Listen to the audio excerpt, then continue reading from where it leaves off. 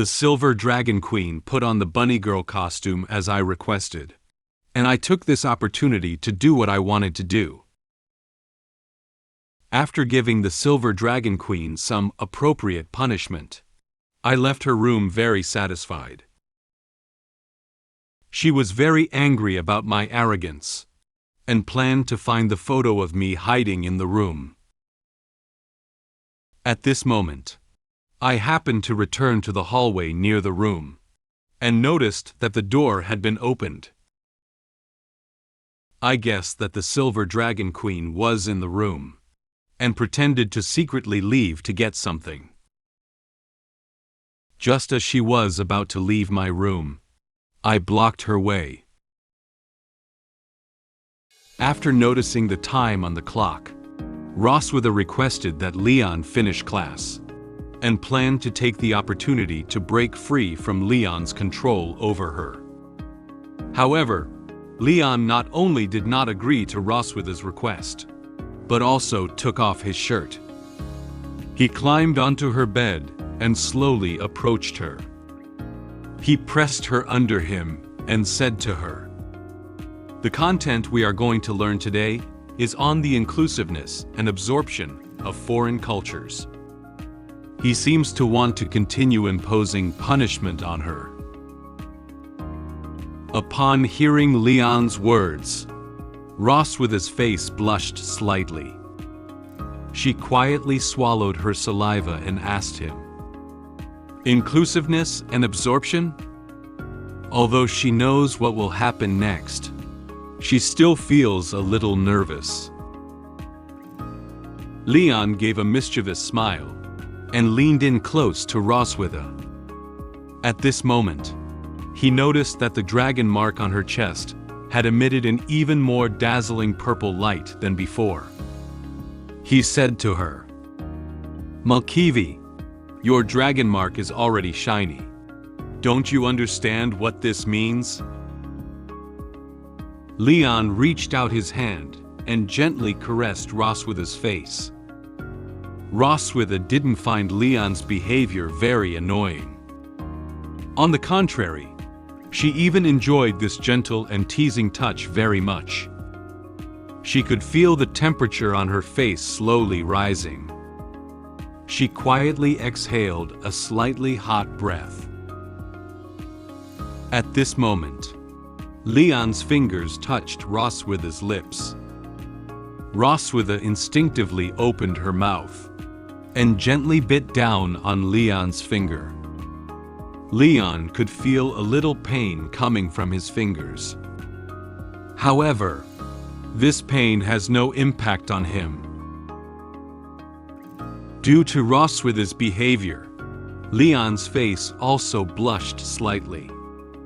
He believed that this was an invitation from Roswitha to him. He smiled and said to her, "Malkivi, you're not behaving well. How dare you tease me?" Leon slowly approached Roswitha's face. His nose touched hers. Roswitha could feel Leon's aura very clearly. Her inner desires are gradually out of her control. Her breathing had been disrupted by his breath, and completely submerged in his warm storm. She silently said in her heart, "Since the hot spring night, kissing has become a natural thing. I am no longer as shy and resistant as I was at the beginning. Perhaps I have already fallen in love with the feeling of kissing." Soon, Leon's lips touched Roswitha's lips and gave her a very affectionate kiss. Roswitha did not refuse this kiss. She took the initiative to accept it and immersed herself in the warm ripples that belonged only to her. Leon's body was tightly pressed against Roswitha's twin peaks and gently rubbed against it, as if he was teasing her. His action was just like what Roswitha had done to him on countless nights before. The dragon pattern on Roswitha seemed to sense the strong desire in her heart and emitted a dazzling light. Leon gently held Roswitha's head with his hand and continued to deepen the kiss. Roswitha also hugged Leon's head tightly, gently swaying her body, hoping to receive more kisses full of desire. The sound of water produced by the kiss echoed in their minds and in Roswitha's room, like a love song that stirred their inner desires. They were all immersed in each other's breath, unable to extricate themselves. At this moment, Leon and Roswitha pulled a little distance apart. They breathed fresh air gently. They can feel how high the temperature on their faces is, but they don't care about it now. Suddenly, Leon came up with a good idea to punish Roswitha. He said to her, "Turn around, Malkivi."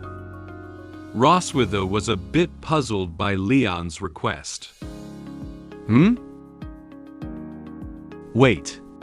Before Roswitha could react, Leon grabbed her arm and forced her to turn around, making her lie down towards the pillow. Roswitha was unable to resist and could only comply with Leon's request. Leon straddled Roswitha's body and pressed her tightly under him. He placed his arms on either side of Roswitha's body to avoid giving her a chance to escape. Roswitha turned her head towards Leon with difficulty. She doesn't know what he wants to do next. Leon approached her and said to her, "Malkivi, recite the Dragon Slayer's 3 honors and 3 shamas that I just taught you again." Upon hearing Leon's request, Roswitha showed a very surprised expression. Now, she felt very strange about his demands. Leon gave a wicked smile to Roswitha and replied, "That's right. He is very happy to be able to control Roswitha now." He knew that, in the face of the current situation, she would definitely not be able to refuse this request. He could imagine what kind of expression Roswitha would show later. Due to being pressed onto the bed by Leon, Roswitha had no chance to leave from here. Although she was reluctant to recite the shameful content she had just memorized, she had no choice but to comply with Leon's demand. She closed her eyes and whispered, "Proud of being loyal to the Empire, ashamed of colluding with the Dragon clan." Leon leaned into Roswitha's ear and spoke to her in a special voice. Then? At this moment, a delicate blush crept up Roswitha's ears. She could feel his breath surrounding her ears. However, Leon did not intend for her to just recite one sentence and end it. She had to continue reciting the remaining content. Proud of being loyal to the Empire.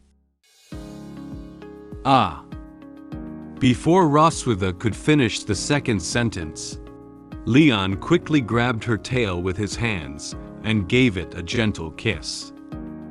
He knew her tail was very sensitive, so he used her weakness to impose a punishment on her. Roswitha felt a strange sensation coming from her tail. She couldn't help but let out a moan. Leon felt that one kiss was not enough, so he kissed Roswitha's tail a few more times. Roswitha intended to endure Leon's punishment, but she could constantly feel the strange sensation on her tail, and also hear the deliberate sound of water when Leon kissed. This made her feel a bit confused inside. She closed her eyes, tightly grasped the sheet under her, and let out another moan. Roswitha was very angry about Leon's humiliating behavior towards her. However, given the current situation, she couldn't come up with a way to counterattack him. She couldn't stand him kissing her tail anymore. She turned around and said to Leon, "I won't recite anymore. Just punish me." Upon hearing Roswitha's request, Leon smiled triumphantly. Roswitha finally said these words in front of him. He pondered for a moment and soon thought of what he wanted to do to her next. He said to her, "This is what you said. Mulkivi,